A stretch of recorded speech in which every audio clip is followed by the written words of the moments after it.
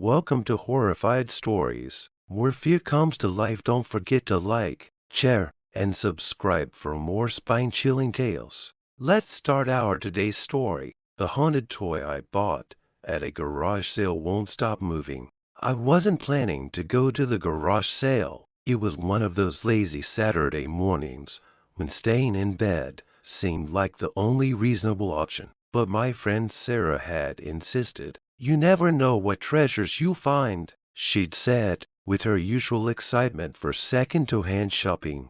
So, there I was, walking among folding tables piled high with old books, vintage clothes, and random trinkets. Nothing caught my eye until I spotted a stuffed bear with patchy fur and mismatched button eyes sitting alone on a dusty shelf. There was something odd about it. Not creepy, exactly, but it felt like it didn't belong. The moment I picked it up, the air around me seemed to shift. The bear was heavier than it looked. It seemed frayed as though it had been handled roughly over the years. "How much for this?" I asked the elderly woman running the sale. Her expression faltered for a moment, replaced by something I couldn't quite place. "Regret, fear, take it," she said hurriedly. "No charge." That should have been my first clue. I brought the bear home, thinking I might clean it up and use it as a quirky decoration. After all, I'd always loved vintage items. I placed it on the bookshelf in my living room and forgot about it for most of the day. That night, as I was scrolling through my phone in bed, I heard a soft thud. At first, I thought it was the neighbors, but then it happened again. A muffled sound, like something falling or moving. I got up, feeling slightly annoyed. When I reached the living room, I frowned. See, the stuffed bear wasn't on the shelf anymore. It was lying on the floor, its head tilted toward me, those mismatched button eyes glinting in the dim light. I laughed nervously. "Must have fallen," I muttered, picking it up and putting it back on the shelf. But as I turned to go back to my room, I couldn't shake the feeling that I was being watched. Over the next few days, small things began happening. I'd leave the bear on the shelf, only to find it in different spots around the house. Once, I found it on the kitchen counter, its head tilted toward the fridge as if it had been looking at something. Another time, it was on the couch, sitting upright like a child waiting for a story. "Sarah," I said during a phone call, "you know that bear I got at the garage sale? It's weird." She laughed. "Weird how? Like haunted?" Spooky." I chuckled half-heartedly. "I'm serious. It keeps moving." "Maybe you're sleepwalking," she suggested. "Maybe." I lied. I didn't think I was sleepwalking, but what else could it be? That night, I decided to test my theory. I placed the bear in the middle of the living room floor, set up my phone to record, and went to bed. When I reviewed the footage the next morning, my heart skipped a beat. At exactly 3:12 a.m., the bear moved. Not just a little twitch, its head slowly turned toward the camera. Then, as if sensing it was being watched, it toppled onto its side and lay still. I stared at the screen, my hands trembling. This wasn't normal. Things escalated after that. I started hearing whispers at night, faint and unintelligible, but unmistakably there. The bear's movements became more deliberate in morning. I found it sitting on my bed, facing the door as if waiting for me to wake up. I wanted to get rid of it, but every time I tried, something stopped me, a nagging feeling in the back of my mind, a voice whispering, "It belongs to you now." Desperate for answers, I returned to the garage sale, but when I arrived, the house was empty, the yard barren, as though no one had lived there for years. That was when I realized he might be dealing with something far more sinister than I had imagined. After the chilling discovery that the garage sale house was abandoned, I knew I needed answers, but where could I even start? Who would believe me if I said a stuffed bear was haunting me? Then I remembered something tag on the bear's back. It was faded, but with some effort, I could make out the words, "Property of Blackwood Orphanage." A quick internet search revealed that Blackwood Orphanage had been shut down decades ago after a string of mysterious disappearances. Rumors swirled about abuse, neglect, and worse. The name alone sent shivers down my spine. The bear wasn't just a toy, it was a relic from a dark past. Determined to learn more, I reached out to the local library and requested access to old newspaper archives. What I found was both horrifying and tragic. The articles painted a grim picture of Blackwood Orphanage. In 1972, 5 children had gone missing without a trace. The headmistress, a woman named Eleanor Gray, was accused of practicing occult rituals. Witnesses claimed to have seen the children's toys moving on their own, but these accounts were dismissed as hysteria. One article included a blurry photograph of a stuffed bear with mismatched eyes. It looked exactly like the one sitting in my living room. Eleanor Gray was never convicted. She vanished shortly after the orphanage was closed. The children were never found. That night, I confronted the bear. It felt ridiculous, talking to a stuffed animal, but I had no other options. "What do you want?" I asked, my voice trembling. "Why are you here?" Silence. I waited, staring into those mismatched button eyes, half expecting them to blink. Minutes passed, and I started to feel foolish. But just as I turned to walk away, a soft, childlike whisper echoed through the room. "Help us!" I frowned, every hair on my body standing on end. The voice was faint, almost inaudible, but it was real. After that night, the whispers became clearer, but they weren't constant. They came sporadically, always at night, always when I was alone. The messages were fragmented pleas for help, cries of fear, and once, a chilling warning, "She's coming." The dreams started around the same time. They were vivid and horrifying. I'd see children trapped in a dark, cold room, their eyes wide with terror. In every dream, the bear was there, sitting in the corner, watching. And then there was Eleanor Gray. Her face was gaunt, her eyes black pits of malice. She stood in the shadows, whispering in a language I didn't understand, but I knew she was watching me. I couldn't live like this anymore. The bear was a constant presence, its movements growing more deliberate and its whispers more insistent. I reached out to Sarah for help. She thought I was losing my mind but agreed to come over. "You're serious about this?" she asked, staring at the bear on my coffee table. "Yes," I said, my voice barely above a whisper. "It's not just a toy. It's something else." We decided to burn it. If the bear was tied to something dark, destroying it might break the connection.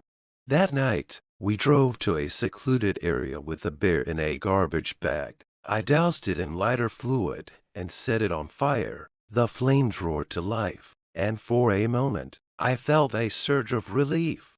But then, the fire died far too quickly. The bear sat in the ashes, untouched, its button eyes glinting in the moonlight. "No way," Sarah whispered, backing away. A cold wind swept through the area, carrying with it a familiar voice. "You can't escape." That was the moment we realized this wasn't just about the bear. It was a conduit, a vessel for something far darker. And now, it knew we were trying to destroy it. As we drove back to my house, Sarah and I couldn't shake the feeling that we weren't alone. Shadows moved in the corners of our vision, and the air grew colder with every mile. When we arrived, the bear was waiting for us sitting on my front porch as if it had never left.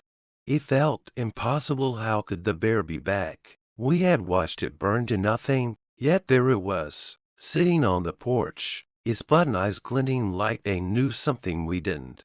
"Did you move it?" I asked Sarah, my voice shaking.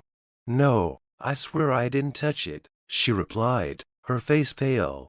I reached out to touch it, hesitating just before my fingers brushed its fur. The moment I made contact, the temperature dropped around us. A sharp, Bone chilling cold seeped into my skin, and I pulled my hand back quickly, staring at the bear in disbelief.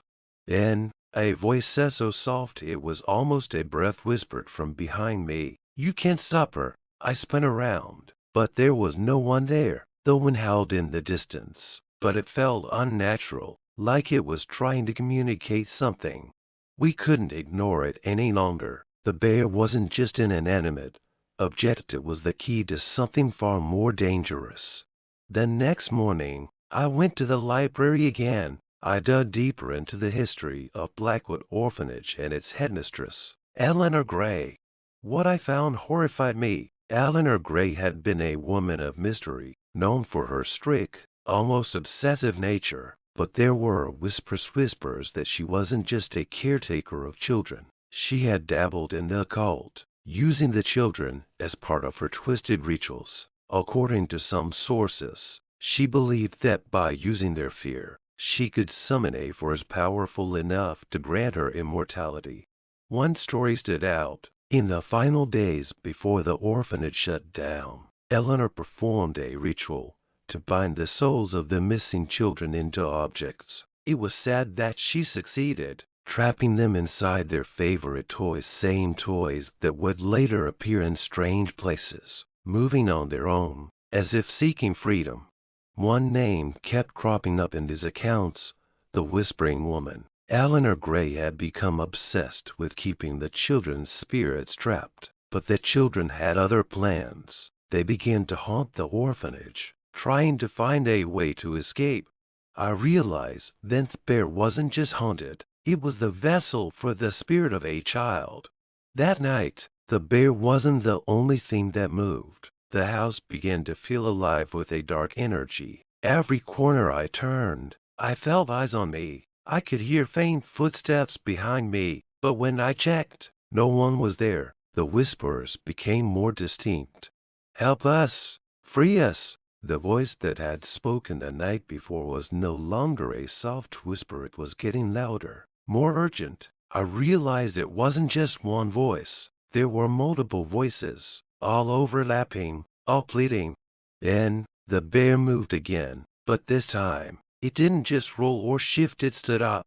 I frowned, my blood running cold as the bear slowly turned to face me, its body creaking as if it were waking from a long sleep. The button eyes seemed to follow my every movement. I felt like I was suffocating, as if the very air around me was thick with an unseen presence. And then, through the whispers, I heard a name, Lucy. I had to know who Lucy was. That name felt familiar somehow, like a piece of the puzzle that was just out of reach. I searched for any record of a child named Lucy at Blackwood Orphanage, and then I found it. Lucy was one of the missing children. She had disappeared shortly after her arrival at the orphanage, along with 4 other children. But Lucy's disappearance was different. It was the first, and it set the stage for everything that followed. Eleanor Gray had been obsessed with her. Witnesses claimed Eleanor treated Lucy differently, almost as if she were a chosen child. But Lucy's story didn't end there. According to an old journal entry I found, Lucy had been the first to resist Eleanor's attempts to trap her soul. It was said that Lucy had a gift and ability to fight back against the darkness. When she disappeared, it wasn't because she was taken, it was because she managed to escape. Except she hadn't escaped for long. Eleanor had found a way to bind Lucy's spirit into one of her toys, just like the others. But there was something different about Lucy's spirit. It was stronger. It resisted. It lingered, restless and angry. That night, as I sat in the living room, I could feel the air growing thick. I was no longer alone in the house. The whispers were growing louder, more urgent. "Lucy," I whispered, unsure of what I was asking. "What do you want?" The bear's head tilted toward me as if in response. I felt the weight of its gaze. The room seemed to darken, the shadows stretching unnaturally along the walls. Then I saw her.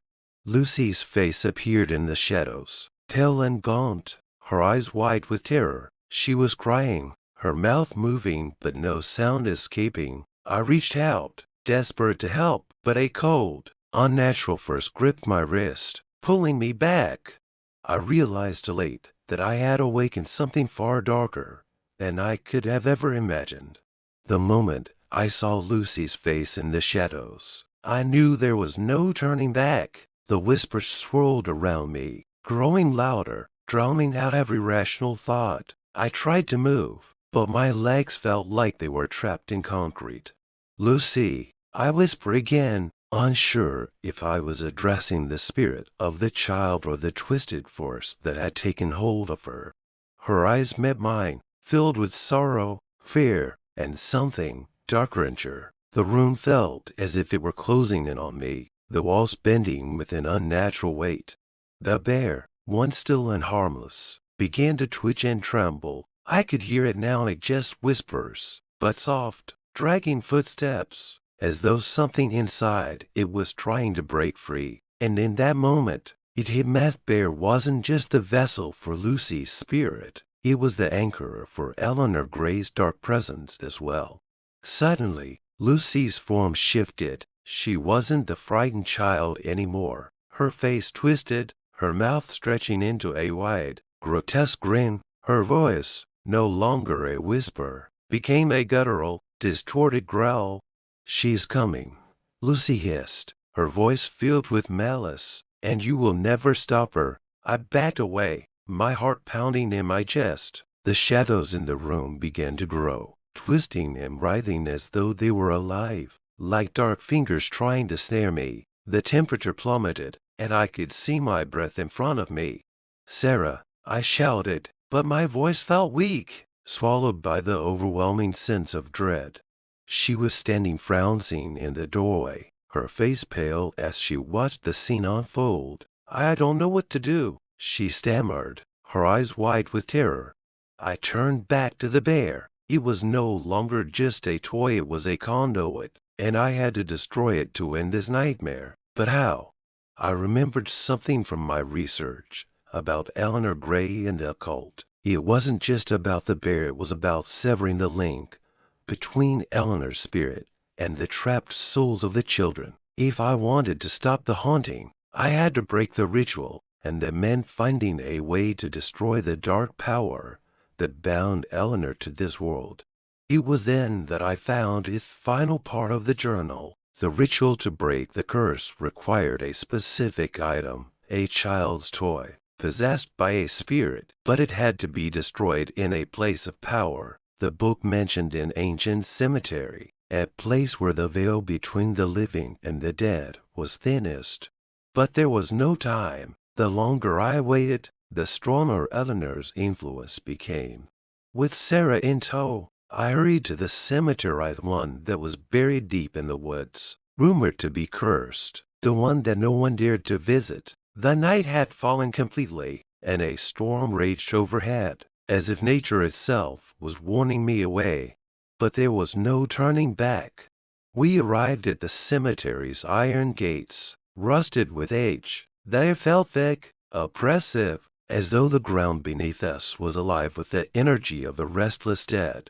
I took the bear in my hands, feeling the weight of it, the coldness of its stuffed form. "This ends tonight," I whispered to it, though I wasn't sure who I was speaking to anymore, Lucy or Eleanor. Suddenly, the bear jerked in my hands, as though it were alive. I heard that same voice again, one that had haunted my thoughts for days. "You can win. She will return." With a scream of frustration, I hurled the bear into the center of the cemetery. The ground trembled beneath us, the earth splitting open, and the temperature dropped even further. The ground cracked open, and from the dark void emerged a figure, tall and imposing, with long, dark hair and a face twisted in hatred. It was Eleanor Gray, her form made of shadow, her eyes glowing with an unnatural light. "You should have left her alone," she hissed, her voice booming like thunder. "She is mine. All of them are mine." I stepped forward, my heart racing. Not anymore. And then I remembered the words of the ritual, a child's toy, possessed by a spirit. It wasn't about destroying the bear, it was about freeing the spirit trapped inside it. I reached into the void of the cemetery and grabbed the bear, holding it high. Lucy, if you can hear me, now's your chance. Fight back. For a moment, nothing happened, but then I felt a powerful surge of energy, like a pulse running through the earth. The shadows surrounding Eleanor Gray began to weaken, and Lucy's voice broke through the dark. I'm free. The earth shook violently as Eleanor's form began to crumble. Her scream echoed through the cemetery, louder than anything I'd ever heard. But as she vanished into the night, the darkness lifted. The oppressive weight was gone. The cemetery returned to its stillness, the storm finally ceasing. Sarah and I stood there, breathing heavily, the bear in my hands. It had gone still now, no longer filled with the malevolent presence of Eleanor or the restless spirits of the children. We did it, Sarah whispered, her voice shaking. But as I looked down at the bear, I couldn't shake the feeling that something was missing. What about Lucy? I asked quietly, more to myself than to Sarah. There was no answer. The whispers had stopped. The shadows had faded. But deep in my heart, I felt a quiet ache for Lucy and for all the children who had suffered at Blackwood Orphanage. Though the haunting was over, I knew that some spirits never truly rest. It seems like you may have meant to ask for part 5, but the request isn't clear. If you'd like to continue, here's how we can approach it. Months passed since the harrowing night at the cemetery. I had tried to return to some semblance of normalcy, convincing myself that everything had ended. I thought that the storm had passed, that the curse was finally broken, but deep inside, I knew that the darkness would always linger. The bear, which I had buried at the edge of the cemetery, had vanished, and I had no idea where it had gone. There was no trace of it. It was as though the earth had swallowed it whole. At night, when I lay in bed, I would sometimes hear faint whispers, soft, barely audible, just at the edge of my hearing. I would sit up, but there would be nothing, just the cold silence of the night. But I knew those whispers. They were familiar. One evening, as I was working in my living room, I heard the soft, unmistakable sound of footsteps behind me. I turned around, heart racing, only to find the empty room. But then, my phone buzzed, a message notification. It was from Sarah. Do you still have the bear? I frowned, staring at the text. I hadn't told her about the whispers, about the eerie feeling that still clung to me. She couldn't know, could she? Before I could type a response, another message came through. I just saw it in my room. That night, Sarah came over, her face pale and anxious. I don't know what's happening, but I saw it bursting in my living room when I got home. It's been gone for months, but it was there, waiting for me, watching me. The same thing had happened to when I least expected it. The bear would reappear. It was as though it had never truly left. But why? Why was it back? As I sat there with Sarah, we both realized that something had changed the night at the cemetery. We had broken the bond between Eleanor and the children. But had we truly freed them? Or had we only severed one form of evil, leaving another behind? We decided to visit the abandoned house where I had first found the bear. It stood silent, just as it had before, dilapidated and haunted, but now a looming presence in our minds. Inside, the walls were covered with old drawings, the children's drawings that once adorned the orphanage. I found one of Lucy's, her wide eyes staring out from the page, a face twisted with sorrow. But now, the eyes were different, glowing, watching, waiting. I turned to Sarah. Do you feel that? She nodded, her face pale. It's not over. This place is still haunted. Suddenly, the temperature dropped. A gust of wind blew through the broken windows, extinguishing the light. In the dark, I could see thin, faint outlines of figures moving in the shadows. Children, but their faces were blurred, their bodies shifting unnaturally. And then, in the corner of the room, I saw it, a bear. It was back, its button eyes glinting in the dim light, as if mocking us for thinking we could escape. The bear had never left. It wasn't just a haunted object, it was a curse tied not to one spirit, but to all the souls of Blackwood Orphanage. As long as the bear existed, they would never be free. Lucy's voice whispered from within the shadows, "You cannot destroy what is already dead." Eleanor Gray's presence hung heavily in the air. "You think you've stopped me?" she snarled, her voice echoing through the room. "I am the darkness. You can never erase me." In a moment of clarity, I realized the truth. The bear wasn't just an object. It was the physical manifestation of the curse itself. And no matter how many times we tried to burn it, bury it, or destroy it, it would always return, because the darkness it carried could never be erased.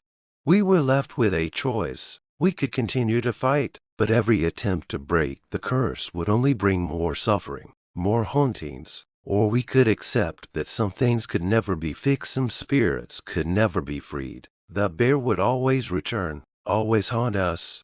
But if we were to destroy it once and for all, we would have to face it in its true form, knowing that the final confrontation would change everything. And so, we made a decision.